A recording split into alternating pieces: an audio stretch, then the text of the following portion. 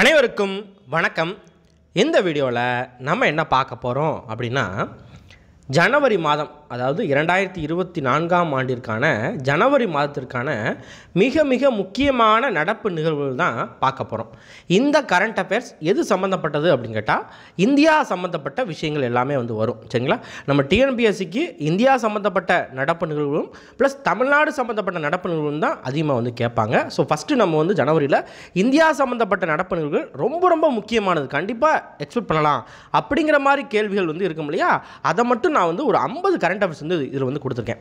அதே மாதிரி இதே மாதிரியே தமிழ்நாடு சம்மந்தமாக சமீபத்தில் பார்த்தீங்க அப்படின்னா கேட்கப்பட்ட கேள்விகளில், நம்ம டிஎன்பிஎஸ்சி கேள்விகளில் தமிழ்நாடு சம்மந்தமாகவும் அதிகமான கேள்விகள் வருது. ஸோ தமிழ்நாடு சம்மந்தமாக தனியாகவே நான் என்ன பண்ணுறேன் அப்படின்னு கேட்டால் வீடியோ கொடுக்குறேன். ஓகேவா? சரி, நம்ம கரண்ட் அஃபேர்ஸ் பார்க்கலாம். ஃபஸ்ட்டு கொஸ்டின் ரொம்ப ரொம்ப முக்கியமான கொஸ்டின், கண்டிப்பாக எக்ஸ்பெக்ட் பண்ணலாம். என்ன அப்படின்னா, 16வது நிதி ஆணையத்தின் தலைவராக தேர்வு செய்யப்பட்டவர் யார் அப்படின்னு கேட்டிருக்காங்க. அதாவது 16th ஃபினான்ஸ் கமிஷன் அப்படிங்கிறத அறிவிச்சிட்டாங்க. அதுக்கு தலைவர் சேர்மன் அறிவிச்சிட்டாங்க. யாரை அறிவிச்சிருக்காங்க அப்படின்னு கேட்டால் அரவிந்த் பன்காரியா. ஸோ அரவிந்த் பனகாரியாவை தான் 16வது ஃபினான்ஸ் கமிஷன் நிதி ஆணையத்தோட தலைவராக தேர்வு பண்ணியிருக்கிறாங்க. இந்த நிதி ஆணையம் பற்றின மேலும் ஒரு சில விஷயங்கள் இதுக்கு முன்னாலேயே டிஎன்பிஎஸ்சியில் இது சம்மந்தமாக கேட்டிருக்கிறாங்க. சரிங்களா? இந்த ஃபினான்ஸ் கமிஷன் பற்றி சொல்கிற ஆர்டிக்கிள் என்ன அப்படின்னா 280, இன்னும் கரெக்டாக சொல்லணும் அப்படின்னா 280(1) அப்படின்னு சொல்லலாம். இதுதான் ஃபினான்ஸ் கமிஷன் பற்றி சொல்லுது. 16வது ஃபினான்ஸ் கமிஷனோட செயலர், அதாவது செக்ரட்டரி யார் அப்படின்னு கேட்டால் ரித்விக் ரஞ்சனம் பாண்டே. ஸோ சேர்மன் வேறு, செக்ரட்டரி வேறு. ஓகேவா? அடுத்து இந்த 16வது நிதிக்குழு அல்லது நிதி ஆணையம் இருக்கு இல்லையா, இதோட சஜஷன்ஸ், அதாவது அறிவுரைகள் எப்போது நடைமுறைக்கு வரும் அப்படின்னு கேட்டால் ஏப்ரல் 1, 2026 மார்ச் 31, 2031 வரைக்கும், கிட்டத்தட்ட ஒரு 5 வருஷத்துக்கு இதோட பரிந்துரைகள் அமலில் இருக்கும். இந்த டேட் நல்லா பார்த்துக்கோங்க. ஓகேவா? அதே மாதிரி இப்போ 16வது நிதிக்குழு தலைவர் நம்ம பார்க்குறோம். அதே மாதிரி 15வது நிதிக்குழு தலைவரும் பார்த்துக்கோங்க. யார் அப்படின்னு கேட்டால் என்கே சிங், நந்த் கிஷோர் சிங் அப்படின்னு சொல்லுவாங்க. இதோட அறிவுரைகள் பார்த்திங்கன்னா 2020 2025 வரைக்கும் தற்போது நடைமுறையில் இருக்கிறது இந்த 15வது நிதிக்குழு அறிவுரைகள் தான். அதே மாதிரி ஒரு முக்கியமான விஷயம் பார்க்குறீங்க அப்படின்னா, அதில் ஃபஸ்ட்டு யார் அப்படின்னு தெரிஞ்சுக்கணும். இதெல்லாம் ஸ்டாட்டிக். சரிங்களா? முதல் நிதி குழு தலைவர் யார் அப்படின்னு கேட்டால் கே.சி. நியோகி அப்படிங்கிறவர். அடுத்த கேள்வி, இதுவும் ரொம்ப முக்கியமான கேள்வி. 49வது பாரத ரத்னா விருது யாருக்கு வழங்கப்பட்டது? 49வது பாரத ரத்னா விருது இந்தியாவிலேயே வழங்கப்படக்கூடிய மிக உயரிய விருது எது அப்படின்னு கேட்டால் இந்த பாரத ரத்னா விருது தான். இந்த வருஷம் 2024 இந்த ஜனவரி மாதம் பார்த்தீங்க அப்படின்னா பாரத ரத்னா விருது அறிவிச்சிருக்காங்க. இதுக்கு முன்னால் 2019 அறிவிச்சாங்க. சரியா? இப்போ 2024 அறிவிச்சிருக்காங்க. யாருக்கு அறிவிச்சிருக்காங்க அப்படின்னு கேட்டால் கர்பூரி தாக்கூர். ஸோ கர்பூரி தாக்கூர் அப்படிங்கிற ஒரு நபருக்கு தான் 49வது பாரத ரத்னா விருது அறிவிச்சிருக்காங்க. இவர் யார் அப்படின்னு கேட்டால் பீகார் மாநிலத்தில் 11வது முதலமைச்சராக பதவி வகித்தவர் தான் இவர். 2 டைம் பீகாரில் முதலமைச்சராக இருந்திருப்பார். இவர் காலத்தில், அதாவது இவர் 1970 காலத்தில் அங்கே முதலமைச்சராக இருந்திருப்பார். இவர் காலத்தில் பீகாரில் பிற்படுத்தப்பட்டோருக்கான இடஒதுக்கீட்டை அமல்படுத்துகிறவர் இவர் தான் அப்படின்னு சொல்கிறாங்க. சரிங்களா? நம்ம சென்ட்ரல் கவர்மெண்ட்டில் ஓபிசி அப்படின்னு சொல்லுவாங்க. நம்ம இப்போ தமிழ்நாட்டில் பிசி எம்பிசின்னு இருக்கு இல்லையா, அங்கே அதே மாதிரி பீகாரில் முதல் முறையாக இவர் தான் அறிமுகம் பண்ணார். ஸோ அவரை நினைவுகூரும் விதமாக இந்த வருடத்திற்கான பாரத ரத்னா விருது அறிவிச்சிருக்காங்க. இந்த 3 பேருமே, மற்ற 3 பேருமே நானாஜி தேஷ்முக், பூபன் ஹசாரிகா, பிரணாப் முகர்ஜி, இவங்களுக்கெல்லாம் 2019 அறிவிச்சாங்கப்பா. ஸோ இந்த 3 பேரையும் நோட் பண்ணி வச்சுக்கோங்க. எக்ஸ்போசாட் என்ற செயற்கைக்கோளை விண்ணில் செலுத்திய விண்வெளி ஆராய்ச்சி நிறுவனம் எது? நம்ம டிஎன்பிஎஸ்சியில் அதிகமாக இந்த சயின்ஸ் அண்ட் டெக்லேருந்து முக்கியமாக ஸ்பேஸ் சம்மந்தமான கேள்விகள் கேட்பதற்கான வாய்ப்புகள் அதிகம். ஸோ இதை நம்ம பார்த்துக்கணும். எக்ஸ்போசாட்டை விண்ணில் செலுத்தின அமைப்பு எதுன்னு கேட்டால் நம்ம இந்தியாவோட ISRO, Indian space research organisation அப்படின்னு சொல்லுவாங்க. இதை பற்றின மேலும் சில தகவல்கள் என்ன அப்படின்னா, இந்த எக்ஸ்போசாட் அப்படிங்கிற இந்த செயற்கைக்கோள் PSLV C58 அப்படிங்கிற ஒரு ராக்கெட் மூலமாக அனுப்பியிருக்கிறாங்க. அதே மாதிரி இந்த ராக்கெட் செலுத்தப்பட்ட நாள் எப்போ அப்படின்னு கேட்டால் ஜனவரி 1, 2024. எங்கே வச்சு இதை வந்து அனுப்புனாங்க அப்படின்னு கேட்டால் மெஜாரிட்டி எங்கே வச்சு தான் அனுப்புவாங்க அப்படின்னு கேட்டால் ஸ்ரீஹரிகோட்டாவில் சதீஷ் தவான் விண்வெளி ஆராய்ச்சி நிறுவனத்துலேருந்து தான் அனுப்புவாங்க. இந்த எக்ஸ்போ சாட் அப்படின்னா எக்ஸ்ரே போலாரிமீட்டர் சேட்டலைட் அப்படின்னு சொல்லி அர்த்தம். இது என்ன பண்ணுது அப்படின்னு கேட்டால் analysing polarisation of cosmic x-rays. So cosmic கதிர்களை இது வந்து அனலைஸ் பண்ணுறது தான் இதோட வேலை அப்படின்னு சொல்லி சொல்கிறாங்க. டெசர்ட் சைக்ளோன் 2024 என்ற கூட்டு இராணுவ பயிற்சி இந்தியா மற்றும் எந்த நாட்டிற்கும் இடையே நடைபெற்றது? டெசர்ட் சைக்ளோன், பாலைவன புயல் அப்படின்னு சொல்லி தமிழில் வந்து சொல்லலாம். ஸோ டெசர்ட்னாலே பாலைவனம். நம்ம இந்த நாடுகளில் எங்கே பாலைவனம் அதிகமாக இருக்குது? UAE. ஸோ டெசர்ட் சைக்ளோன் அப்படிங்கிறது இந்தியாவுக்கும் UAE, அதாவது யுனைடெட் அரப் எமிரேட்ஸ் அப்படின்னு சொல்லுவாங்க, ஐக்கிய அரபு அமீரகம் அப்படின்னு சொல்லுவாங்க. சரிங்களா? இந்த 2 நாடுகளுக்கும் இடையே தான் இந்த டெசர்ட் சைக்ளோன் அப்படிங்கிறது நடைபெற்றுச்சு. ஸோ எங்கே வச்சு நடைபெற்றிருக்கு அப்படின்னா இந்தியாவில் நம்மளுக்கு பாலைவனம் எங்கே அதிகமாக இருக்குது? ராஜஸ்தானில் அதிகமாக இருக்குது. ஸோ ராஜஸ்தானில் நடைபெற்றிருக்குது. ஜனவரி 2லேருந்து ஜனவரி 15 வரைக்கும் இந்த பயிற்சி வந்து நடைபெற்றிருக்குது. கீழ்கண்ட எந்த அமைப்பு 66வது உதய தினம் 2024 கொண்டாடியது? கீழே ஒரு 4 அமைப்புகள் வந்து இருக்குது. அதில் 66வது உதய தினம் கொண்டாடிருக்காங்க.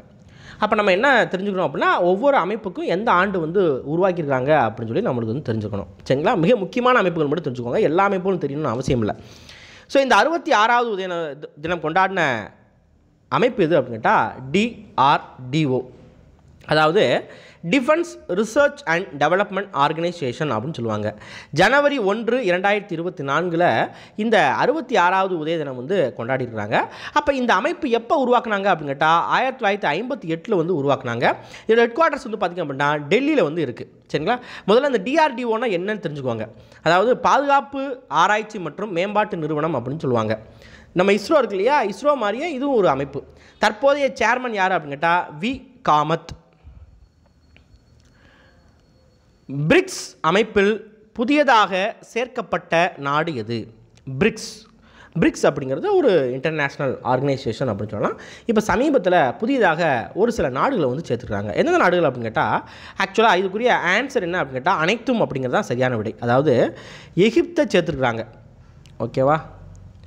எகிப்தை சேர்த்துருக்காங்க, எத்தியோப்பியா சேர்த்துருக்காங்க, ஈரான் சேர்த்துருக்காங்க, ஐக்கிய அரபு அமீரகம் சேர்த்துருக்காங்க. ஸோ புதுசாக ஒரு 4 நாடுகளை வந்து சேர்த்துருக்குறாங்க. ஓகேவா? ஸோ அனைத்தும் அப்படிங்கிறது தான் இதில் வந்து சரியான விடை. பிரிக்ஸ் அப்படிங்கிறது 2006 உருவாக்குனாங்க. ஸ்டாட்டிக் ஜிகேப்பா, இந்த பிரிக்ஸ் பற்றி கேட்கறதுக்கான வாய்ப்புகள் அதிகம். பிரிக்ஸ் ஸ்டார்ட் பண்ணுறப்ப பிரிக்குன்னு தான் இருந்துச்சு. சரிங்களா? பின்னால் தான் சவுத் ஆஃப்ரிக்கா சேர்ந்துச்சு. பிரேசில், ரஷ்யா, இந்தியா, சீனா, தென்னாப்பிரிக்கா, இந்த 5 நாடுகள் தான் இதுக்கு முன்னால் வந்து இருந்துச்சு. இப்போ புதுசாக வந்து இந்த ஒரு சில நாடுகள் வந்து சேர்த்துருக்குறாங்க. MS சுவாமிநாதன் விருது 2024 யாருக்கு வழங்கப்பட்டது? MS சுவாமிநாதன் விருது. ஸோ யாருக்கு வழங்கியிருக்காங்க அப்படின்னு கேட்டால் BR கம்போஜ் அப்படிங்கிற ஒரு நபருக்கு வந்து வழங்கியிருக்காங்க. இந்த MS சுவாமிநாதன் அப்படிங்கிறது யார் அப்படின்னா நம்ம இந்தியாவோட கிரீன் ரெவல்யூஷன், அதாவது பசுமை புரட்சியோட தந்தை அப்படின்னு சொல்லி சொல்லுவாங்க. ஸோ இந்த விவசாயம் சம்பந்தமாக சாதனை பண்ணுறவங்களுக்கு அவரோட நினைவாக இந்த MS சுவாமிநாதன் விருது வந்து வழங்குறாங்க. இந்த ஆண்டு BR கம்போஜுக்கு வந்து வழங்கியிருக்காங்க. இவர் யார் அப்படின்னு கேட்டால் சௌத்ரி சரண் சிங், ஹரியானா விவசாய பல்கலைக்கழகத்தோட வைஸ் சான்சலர், அதாவது துணைவேந்தராக இப்போ வந்து இருக்கிறார். சரிங்களா?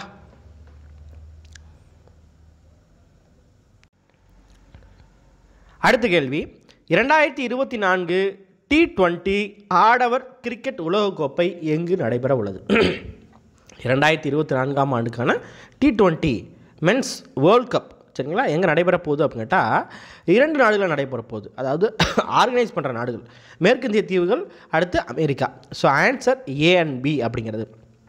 எப்போலேருந்து எப்போ வரைக்கும் அப்படின்னா இந்த 2024 ஜூன் 1ஆம் தேதி தொடங்கி ஜூன் 29ஆம் தேதி வரைக்கும் இந்த உலகக்கோப்பை நடைபெறப் போகுது. பிம்ஸ்டெக் அமைப்பின் புதிய பொதுச் செயலாளர் யார்? செக்ரட்டரி ஜெனரல், அதாவது பிம்ஸ்டெக் அப்படிங்கிறது ஒரு உலகளாவிய ஒரு அமைப்பு, அதோட புதிய பொதுச் செயலாளர் யார் அப்படின்னா இந்திரா மணி பாண்டே அப்படிங்கிற ஒரு நபர். பிம்ஸ்டெக் அப்படின்னா அதுக்குரிய எக்ஸ்பான்ஷன் என்ன அப்படின்னா Bay of Bengal initiative for multi sectoral technical economic cooperation அப்படிங்கிறது. சரியா? இந்த ஒரு நிமிஷம். இந்த பிம்ஸ்டெக் அமைப்பு அப்படிங்கிறது 1997 தொடங்கப்பட்ட ஒரு அமைப்பு.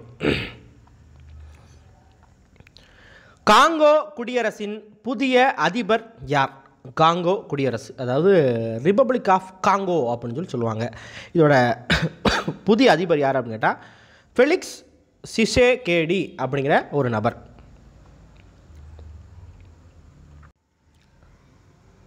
வைப்ரண்ட் குஜராத் குளோபல் சம்மிட் 2024 மாநாட்டின் விருந்தினர் யார்? வைப்ரண்ட் குஜராத் குளோபல் சம்மிட் எங்கே நடந்துச்சு அப்படின்னா நம்மளுக்கு இதுலேயே இருக்குது, குஜராத்தில் தான் வந்து நடந்திருக்குது.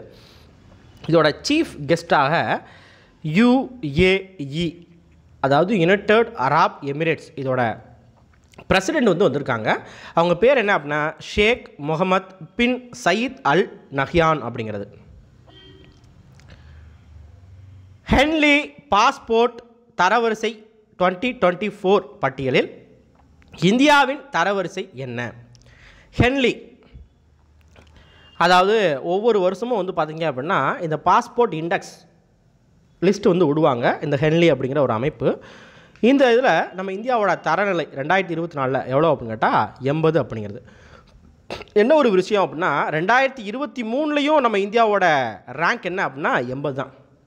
ஸோ 80 அப்படிங்கிறத மைண்டில் வச்சுக்கோங்க. 2023லையும் 80 தான், 2024லையும் 80 தான். இந்த வருஷம் முதல் இடத்துல நிறைய நாடுகள் வந்து இருக்குது. என்ன அப்படின்னு கேட்டால் டாப் லெவலில் France, Germany, Italy, Japan, Singapore, Spain அப்படிங்கிறது. 27வது தேசிய இளைஞர் திருவிழா 2024 எங்கு பிரதமர் தொடங்கி வைத்தார்? 27வது நேஷ்னல் யூத் ஃபெஸ்டிவல் அப்படின்னு சொல்லுவாங்க. பிரதமர் எங்கே தொடங்கி வச்சாங்க அப்படின்னா நாசிக்கில், மகாராஷ்டிரா மாநிலத்தில் நாசிக் அப்படிங்கிற இடத்துல வந்து பார்த்திங்க அப்படின்னா இந்த தேசிய இளைஞர் திருவிழாவை வந்து பிரதமர் நரேந்திர மோடி தொடங்கி வச்சுருக்காங்க. தேசிய இளைஞர் தினம் தேசிய இளைஞர் தினம் ஜனவரி 12. சமீபத்தில் 34 வயதில் பிரதமராக தேர்வு செய்யப்பட்ட கேப்ரியல் முட்டால் எந்த நாட்டைச் சேர்ந்தவர்? கேப்ரியல், இது வந்து டைப் மிஸ்டேக்காக இருக்கும், கேப்ரியல் மட்டும் ஞாபகம் வச்சுக்கோங்க. சரிங்களா? கேப்ரியல் எந்த நாட்டைச் சேர்ந்தவர் அப்படின்னு கேட்டால் பிரான்ஸ் நாட்டைச் சேர்ந்தவர். இவர் தான் இப்போ உலகத்திலேயே மிகவும் இளம் வயது பிரதமராக அறியப்படுகிறார் அப்படின்னு சொல்லலாம். 34 வயசில் ஒரு நாட்டோட பிஎம்மாக செலக்ட் பண்ணப்பட்டிருக்கார். வங்கதேசத்தின் புதிய பிரதமராக ஷேக் ஹசீனா எத்தனையாவது முறையாக தேர்வு செய்யப்பட்டார்? பங்களாதேஷ் நியூ பிரைம் மினிஸ்டர் யார் அப்படின்னு கேட்டால் ஷேக் ஹசீனா. எத்தனையாவது டைமாக வந்து செலக்ட் பண்ணப்பட்டிருக்காங்க அப்படின்னு கேட்டால் 4வது டைமாக செலக்ட் பண்ணப்பட்டிருக்காங்க. நம்மளுக்கு பக்கத்து நாடு, ஸோ தெரிஞ்சு வச்சுக்கோங்க. உலக இந்தி தினம் எப்போது அனுசரிக்கப்படுகிறது? உலக இந்தி தினம் ஜனவரி 10. பூடான் புதிய பிரதமராக தேர்வு செய்யப்பட்டவர் யார்? பூடானோட புதிய பிரதமர் லோட்டாய் ஷேரிங். மால்கங்கிரி விமான நிலையம் எந்த மாநிலத்தில் திறக்கப்பட்டுள்ளது? மால்கங்கிரி விமான நிலையம். ஸோ புதுசாக ஒரு விமான நிலையத்தை வந்து திறந்துருக்காங்க. எந்த மாநிலம் அப்படின்னு கேட்டால் ஒடிஷா மாநிலத்தில். ஆர்டெமிஸ் என்ற திட்டத்தை செயல்படுத்தும் அமைப்பு என்ன? ஆர்டெமிஸ் அப்படிங்கிறது என்ன அப்படின்னு கேட்டால் மனிதர்களை நிலவுக்கு அனுப்பும் திட்டம் அப்படின்னு சொல்லலாம். எந்த அமைப்பு அப்படின்னு கேட்டால் நாசா வந்து செயல்படுத்துகிறாங்க. இந்தியாவில் பட்ஜெட் 2024 எப்போது தொடங்கப்பட உள்ளது?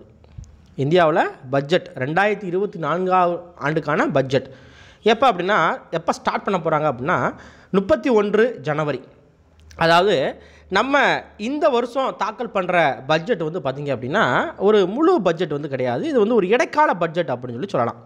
2024 ஆண்டு மே மாதம் நம்மளுக்கு லோக்சபா எலெக்ஷன் வந்து நடைபெற இருக்குது. ஸோ இது வந்து ஒரு இடைக்கால பட்ஜெட் அப்படின்னு சொல்லலாம், இன்டரிம் பட்ஜெட் அப்படின்னு சொல்லலாம்.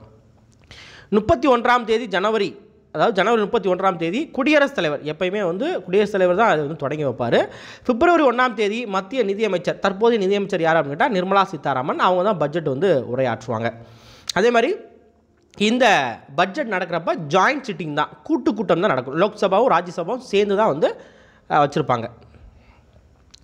வான்சோ மர கைவினை பொருட்களுக்கு புவிசார் குறியீடு பெற்ற மாநிலம் எது? வான்சோ. வான்சோ அப்படிங்கிறது ஒரு பழங்குடியின மக்கள் இனம் அப்படின்னு சொல்லலாம். ஸோ அவங்க சார்ந்த கைவினை பொருட்களுக்கு, மர கைவினை பொருட்களுக்கு புவிசார் குறியீடு வந்து கொடுத்துருக்காங்க. எந்த மாநிலத்துக்கு அப்படின்னா அருணாச்சல பிரதேசம். இந்திய ஒலிம்பிக் சங்கத்தின் புதிய தலைமைச் செயல் அதிகாரி யார்? இந்திய ஒலிம்பிக் சங்கத்தோட புதிய தலைமைச் செயல் அதிகாரி ரகுராம் ஐயர். லாஞ்சியா சாரா ஓவியங்கள் மற்றும் டோங்கரியா கொன்சால் புவிசார் குறியீடு பெற்ற மாநிலம் எது? லாஞ்சியா சாரா, சரியா, பெயிண்டிங்ஸ். அப்புறம் டோங்கரியா கோன்சால் இதுக்கு ஜிஐ டேக், அதாவது புவிசார் குறியீடு வந்து கொடுத்துருக்குறாங்க. எந்த மாநிலம் அப்படின்னு கேட்டால் ஒடிஷா. சர்வதேச பர்பிள் திருவிழா 2024 எங்கு நடைபெற்றது? பர்பிள் திருவிழா எங்கே நடைபெற்றது? கோவா. எதுக்காக அப்படின்னா டைவர்சிட்டி, அதாவது பன்முகத்தன்மையை வந்து வளர்க்கணும் அப்படிங்கிறதுக்காக. அர்ஜுனா விருது தொடர்புடைய துறை எது? அர்ஜுனா விருது நம்மளுக்கு தெரியும். அர்ஜுனா விருது தொடர்புடைய துறை என்னன்னு கேட்டால் விளையாட்டு அப்படிங்கிறது. சமீபத்தில் 2024 அர்ஜுனா விருது லிஸ்ட்டு வந்து விட்டுருக்குறாங்க, சரிங்களா. 2023ஆம் ஆண்டுக்கான அர்ஜுனா விருது வந்து பார்த்திங்க அப்படின்னா 26 நபர்களுக்கு வந்து அறிவிச்சிருக்கிறாங்க. இதுக்கு பணப்பரிசு எவ்வளோ அப்படின்னு கேட்டால் கிட்டத்தட்ட ஒரு 15 லட்சம் ரூபாய் வந்து பணப்பரிசு வந்து கொடுப்பாங்க. விருதோட சின்னம் வந்து பார்த்திங்கன்னா அர்ஜுனன், அந்த வில்லோட வெண்கல சிலை, அப்புறம் ஸ்க்ரோல் வந்து இருக்கும், சரிங்களா. இந்த அமைச்சகம் என்ன அப்படின்னா இளைஞர் விவகாரங்கள் மற்றும் விளையாட்டுத்துறை அமைச்சகம் அப்படின்னு சொல்லலாம். இந்த அர்ஜுனா விருது எப்போ ஃபஸ்ட்டு கொடுத்தாங்க அப்படின்னா 1961 வந்து கொடுத்தாங்க. இந்த 2023ஆம் ஆண்டுக்கான அர்ஜுனா விருது 26 நபர்களுக்கு வந்து வழங்கப்பட்டிருக்குது. ஸோ நான் ஒவ்வொருத்தங்களாக சொல்கிறேன்.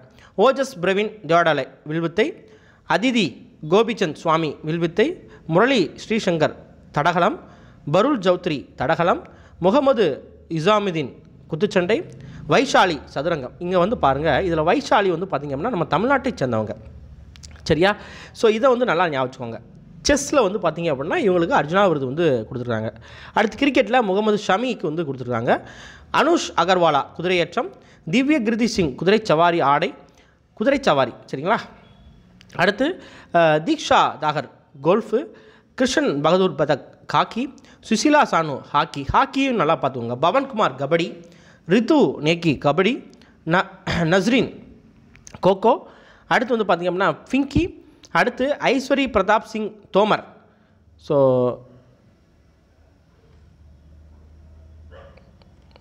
அடுத்து ஹரிந்தர் பால் சிங் சந்து ஸ்குவாஷ். அடுத்ததாக ஐகிகா முகர்ஜி டேபிள் டென்னிஸ், சுனில்குமார் மல்யுத்தம். இந்த மல்யுத்தம் பார்த்துக்கோங்க, சுனில்குமாரும் ஆண்டி பங்கலும், சரிங்களா. அடுத்து நவ்ரோம் ரோஷிபினா தேவி ஊஷு, சீத்தல் தேவி பாரா வில்வித்தை, இல்லூரி அஜய்குமார் ரெட்டி கிரிக்கெட், பிராச்சி யாதவ் பாரா கேனவிங், சரிங்களா. ஸோ 26. ஸோ பாஸ் பண்ணி நீங்கள் வந்து பார்த்துக்கோங்க. அடுத்ததாக ஸ்கை ட்ராக்ஸ் வெளியிட்ட உலகின் சிறந்த விமான நிலையம் பட்டியலில் முதலிடம் பிடித்த விமான நிலையம் எது? ஸ்கை ட்ராக்ஸ் அப்படிங்கிற அமைப்பு வேர்ல்ட் பெஸ்ட் ஏர்போர்ட்டை வந்து அறிவிச்சிருக்காங்க. எது அப்படின்னு கேட்டால் சாங்கி விமான நிலையம், சிங்கப்பூர். இந்தியாவில் முதல் முறையாக பிரசாதம் என்ற உயர்தர உணவு தெரு தொடங்கி வைத்தவர் யார் அப்படின்னு கேட்டால் நம்மளோட சுகாதாரத்துறை அமைச்சர் மான்சுக் மாண்டவியா. ஸ்வச் சர்வேக்ஷன் விருது 2023 பட்டியலில் இந்தியாவின் தூய்மையான நகரம் வரிசையில் முதலிடம் பிடித்த நகரம் எது? ரொம்ப ரொம்ப முக்கியமான கேள்வி. இதுக்கு முன்னால் இது சம்பந்தமாக டிஎன்பிஎஸ்சி கேள்வி வந்து கேட்டிருக்காங்க. ஸோ ஸ்வச் சர்வேக்ஷன் விருது 2023 பெரிய நகரங்கள் பட்டியல், அதாவது 10 லட்சம் மக்கள் தொகைக்கு அதிகமான நகரங்கள் பட்டியலில் இந்தூர் மற்றும் சூரத் 2 நகரங்களுக்கு, எப்பயுமே இந்தூர் தான் ஃபஸ்ட்டில் வந்து இருக்கும், இப்போ சூரத்தும் உள்ளே வந்து நுழைஞ்சிருக்குது. ஏ மற்றும் சி அப்படிங்கிறது தான் சரியான விடை. அதே மாதிரி மாநிலங்கள் பட்டியலில் மகாராஷ்டிரா முதலிடம் பிடிச்சிருக்காங்க. கடைசி இடம் இது அப்படின்னு கேட்டால் அருணாச்சல பிரதேசம். இப்போ நம்ம பார்த்தது வந்து 10 லட்சம் மக்கள் தொகைக்கு அதிகமான நகரங்கள் பட்டியல். 1 லட்சம் மக்கள் தொகை குறைவான நகரங்கள் பட்டியலில் சாஸ்வத் அப்படிங்கிற ஒரு பிளேஸ் வந்து முதலிடம் பிடிச்சிருக்குது. அடுத்ததாக பிஆர் அம்பேத்கரின் மிக உயர்ந்த சிலை ஸ்டாட்யூ ஆஃப் சோசியல் ஜஸ்டிஸ் எங்கு அமைக்கப்பட்டுள்ளது? அம்பேத்கருக்கு இந்தியாவிலேயே மிக உயர்ந்த சிலையாக வந்து இது வந்து இருக்கும் அப்படின்னு சொல்கிறாங்க. Statue of social justice. ஏன் உலகத்திலேயே அம்பேத்கரோட சிலை உயர்ந்த சிலை அப்படின்னா இதை தான் இருக்கும். எங்கே அப்படின்னா ஆந்திராவில் விஜயவாடா. இந்தியாவின் மிக நீளமான பாலம் எது? இந்தியாவோட மிக நீளமான பாலம் அடல் பிகாரி வாஜ்பாய் சேவ்ரி நவசேவா அடல் சேது. அடல் சேது அப்படிங்கிறது இந்த பாலம் சம்மந்தமான ஒரு திட்டம். இதோட பாலத்தோட லென்த் எவ்வளோ அப்படின்னா 21.8 கிலோமீட்டர் நீளம். மும்பையிலேருந்து ராய்காட் வரைக்கும் இதோட நீளம் வந்து இருக்கும் அப்படிங்கிறாங்க. இதுக்கு நிதி உதவி பண்ண நிறுவனம் எது அப்படின்ட்டா ஜிகா அப்படிங்கிறது, அதாவது ஜப்பான் இன்டர்நேஷ்னல் கோஆப்ரேஷன் ஏஜென்சி அப்படிங்கிறது. இதுக்கு முன்னால் இந்தியாவோட மிக நீளமான பாலம் எது அப்படின்ட்டா பூபன் ஹசாரிகா பாலம் அப்படிங்கிறது 9.15 கிலோமீட்டர் தான் அது வந்து நீளம் வந்து இருக்கும். சரியா? எந்த நாடு 19வது அணிசேரா இயக்க மாநாட்டை நடத்தியது? அதாவது நான் அலைன்மெண்ட் மூவ்மெண்ட் அப்படின்னு சொல்லுவாங்க. சரியா? 19வது NAM மாநாடு எந்த நாடு நடத்துகிறாங்க அப்படின்னு கேட்டால் உகாண்டா. ஸோ இந்த மாநாட்டில் நம்மளோட வெளியுறவுத்துறை அமைச்சர் ஜெய்சங்கர் வந்து பார்த்திங்க அப்படின்னா கலந்துக்கிட்டார். ஜனவரி 15லேருந்து 20 வரைக்கும் நடைபெற்றிருக்குது. SSP அதாவது சாஸ்திர சீமா பால் இதோட புதிய இயக்குநராக நியமனம் செய்யப்பட்டவர் யார் அப்படின்னா டல்ஜித் சிங் சௌத்ரி. IPLோட அடுத்த 5 வருடங்களுக்கான விளம்பர பங்குதார நிறுவனம் எது? விளம்பர பங்குதார நிறுவனம் எது அப்படின்னு கேட்டால் நம்ம டாட்டா. எந்த மாநிலம் கேலோ இந்தியா இளையோர் விளையாட்டுப் போட்டிகள் 2024 நடத்த உள்ளது? கேலோ இந்தியா இளையோர் விளையாட்டுப் போட்டிகள் 2024 நடத்த உள்ள மாநிலம் எதுன்னு கேட்டால் நம்ம தமிழ்நாடு தான். ஜனவரி 19லேருந்து ஜனவரி 31 வரைக்கும் நடைபெறுகிறது அப்படின்னு சொல்கிறாங்க. டென்மார்க் ராஜ்யத்தின் புதிய மன்னர் யார்? Denmark prince Frederik 10. பாரத் பார் 2024 என்ற நிகழ்ச்சியை குடியரசு தினத்தில் நடத்தும் அமைச்சகம் எது? பாரத் பார் எந்த அமைச்சகம் நடத்துகிறாங்க அப்படின்னா சுற்றுலாத்துறை அமைச்சகம் நடத்துகிறாங்க. ஸோ டெல்லி செங்கோட்டையில் வந்து நடைபெற இருக்குதுன்னு சொல்கிறாங்க. கீழ்கண்ட எந்த நாடு ஊதிய தகராறு காரணமாக சமீபத்தில் எமர்ஜென்சி அதாவது அவசர நிலையை அறிவித்துள்ளது? பப்வா நியூ கினியா. பிரதான் மந்திரி ஜன் ஜதி ஆதிவாசி நியாய மகா அபியான் யோஜனா தொடர்பான ஒன்று என்ன? அதாவது PM ஜன்மான் அப்படின்னு சொல்லுவாங்க. என்ன அப்படின்னு கேட்டால் பாதிக்கப்படக்கூடிய பழங்குடியினருக்கான ஒரு திட்டம் தான், அவங்கள மேம்படுத்தணும் அப்படிங்கிறதுக்கான ஒரு திட்டம் தான் இந்த திட்டம். இந்தியாவின் முதல் இருண்ட வானம் பூங்கா என்ற பெருமைக்குரிய பெஞ்ச் புலிகள் காப்பகம் எந்த மாநிலத்தில் அமைந்துள்ளது? இந்தியாவோட ஃபர்ஸ்ட் டார்க் ஸ்கை பார்க் அப்படின்னு சொல்கிறாங்க. இருண்ட வானம் பூங்கா அப்படின்னு சொல்லிட்டு பெஞ்ச் புலிகள் காப்பகத்தை சொல்கிறாங்க. ஸோ இது எந்த மாநிலத்தில் இருக்குன்னா 2 மாநிலம் வந்து வரும். ஒன்று மகாராஷ்டிரா, இன்னொன்று மத்திய பிரதேசம். தைவான் புதிய அதிபராக தேர்வு செய்யப்பட்டவர் யார்? தைவானோட புதிய அதிபர் யார் அப்படின்னு கேட்டால் வில்லியம் லால்சிங் டே. 54வது உலக பொருளாதார மன்றம் எங்கு நடைபெற்றது? 54வது உலக பொருளாதார மன்றம் மேக்சிமம் உலக பொருளாதார மன்றம் சுவிட்சர்லாந்தில் நடக்கும். சுவிட்சர்லாந்தில் டாவோஸ் அப்படிங்கிற இடத்துல. இந்த ஆண்டுக்கான கருப்பொருள் என்ன அப்படின்னா ரீபில்டிங் ட்ரஸ்ட் அப்படிங்கிறது. FIFA 2024 சிறந்த ஆடவர் கால்பந்தாட்ட வீரர் விருது வென்றவர் யார்? ஃபிஃபானாலே ஃபுட்பால் தான். யார் அப்படின்னு கேட்டால் லியோனல் மெஸ்ஸி. அதே மாதிரி 2024ஆம் ஆண்டுக்கான சிறந்த பெண் கால்பந்தாட்ட வீராங்கனை ஐட்டன பொன்மாட் அப்படிங்கிறவங்க. 12வது ஆசிய பௌத்த அமைதி மாநாடு எங்கு நடைபெற்றது? 12வது ஆசிய பௌத்த அமைதி மாநாடு எங்கே அப்படின்னு கேட்டால் நம்ம இந்தியாவில் டெல்லியில் வந்து நடந்திருக்குது. அதாவது Asian Buddhist conference for peace அப்படின்னு சொல்கிறாங்க. விங்ஸ் இந்தியா 2024 எங்கு நடைபெற்றது? விங்ஸ் இந்தியா 2024 எங்கே நடைபெற்றது அப்படின்னு கேட்டால் நடைபெற்ற இடம் பேகும்பேட் விமான நிலையம் ஹைதராபாத்தில். இந்த விங்ஸ் இந்தியாவில் வந்து பார்த்திங்க அப்படின்னா ஆண்டிற்கான சிறந்த விமான நிலையமாக கெம்பேகவுடா விமான நிலையத்தை வந்து அறிவிச்சிருக்காங்க. கெம்பேகவுடா எங்கே இருக்குது அப்படின்னு கேட்டால் பெங்களூரில் வந்து இருக்குது. விக்ஷித் பாரத் சங்கல்ப் யாத்திரை திட்டத்தின் முக்கிய நோக்கம் என்ன? விக்ஷித் பாரத் சங்கல்ப் என்ன அப்படின்னு கேட்டால் மக்களுக்கான திட்டங்களோட விழிப்புணர்வு. இந்திய இராணுவம் 2024ஆம் ஆண்டை எப்படி அறிவிச்சிருக்காங்க அப்படின்னா இயர் ஆஃப் டெக்னாலஜி அப்சார்ப்ஷன். சிவப்பு எறும்புகளை வைத்து செய்யப்படும் காய் சட்னிக்கு இந்த இருக்குது காய் சட்னி அப்படின்னு சொல்கிறாங்க. காய் சட்னிக்கு புவிசார் குறியீடு பெற்ற மாநிலம் இது. நம்ம வந்து சித்தெரும்புன்னு சொல்ல முடியாது, கொஞ்சம் பெரிய அளவில் வந்து அந்த சிவப்பு எறும்பு வந்து இருக்கும், அதை வச்சு சட்னி வந்து பண்ணுறாங்க. சரியா? எந்த மாநிலம் அப்படின்னு கேட்டால் ஒடிஷா மாநிலம். வைப்பர் என்ற திட்டத்தை செயல்படுத்தும் அமைப்பு எது? வைப்பர் அப்படிங்கிற ஒரு திட்டம் எந்த அமைப்பு அப்படின்னா அமெரிக்காவில் நாசா அப்படிங்கிற ஒரு அமைப்பு. வைப்பர் அப்படின்னா volatiles investigating polar exploration rover. நிலவோட சவுத் போல் அதாவது தென் துருவத்தை ஆய்வு செய்கிற ஒரு திட்டம் தான் இந்த திட்டம் அப்படின்னு சொல்கிறாங்க. இண்டஸ் ஃபுட் 2024 எங்கு நடைபெற்றது? எங்கே அப்படின்னா கிரேட்டர் நொய்டா. சயோக் கைஜின் என்ற கூட்டு கப்பற்படை பயிற்சி இந்தியா மற்றும் எந்த நாட்டிற்கும் இடையே நடைபெற்றது? சஹயோக் கைஜின் ஜப்பான். எங்கே நடைபெற்றது அப்படின்னா நம்ம சென்னையில் தான் நடைபெற்றது. காட்சி கிரேக் என்ற பேரிச்சம்பழத்திற்கு புவிசார் குறியீடு பெற்ற மாநிலம் எது? காட்சி கிரேக் என்ற பேரிச்சம்பழத்திற்கு புவிசார் குறியீடு பெற்ற மாநிலம் குஜராத். எக்ஸ் அயோத்தியா என்ற கூட்டு விமானப்படை பயிற்சி இந்தியா மற்றும் எந்த நாட்டிற்கும் இடையே நடைபெற்றது? எந்த நாடு அப்படின்னு கேட்டால் தாய்லாந்து. தேசிய ஸ்டார்ட் அப் தினம், தொழில் தொடக்க தினம் அப்படின்னு கூட சொல்லலாம். என்ன அப்படின்னா ஜனவரி 16. எந்த மாநிலம் 9வது பாகா ஹார்ன்பில் திருவிழா கொண்டாடியது? அதாவது ஹார்ன்பில் அப்படிங்கிறத மைண்டில் வச்சுக்கோங்க. எந்த மாநிலம் அப்படின்னு கேட்டால் அருணாச்சல பிரதேசம். ஸோ இதில் வந்து பார்த்திங்க அப்படின்னா இந்தியா சம்மந்தமான மற்றும் உலக சம்மந்தமான வெளியுறவு சம்மந்தமான விளையாட்டு சம்மந்தமான ஒரு சில நடப்பு நிகழ்வுகள் வந்து நம்ம வந்து பார்த்தோம். இதில் கொடுத்த எல்லாமே ரொம்ப ரொம்ப முக்கியமான நடப்பு நிகழ்வுகள் தான். இது தனியாக இது போக இன்னொரு 50 நடப்பு நிகழ்வுகள் நம்ம தமிழ்நாடு சம்மந்தமாகவும் ரொம்ப முக்கியமான நடப்பு நிகழ்வுகள் நான் வந்து கொடுக்குறேன். ஜனவரி மாதத்திற்கு இந்த 100 நடப்பு நிகழ்வுகளே நமக்கு வந்து போதுமான ஒன்றா வந்து இருக்கும். சரியா? ஓகே, அடுத்த ஒரு வீடியோவில் வந்து சந்திக்கலாம். இந்த வீடியோவுக்கு ஒரு லைக்கை போட்டு விட்ருங்க. ஓகேவா? நன்றி.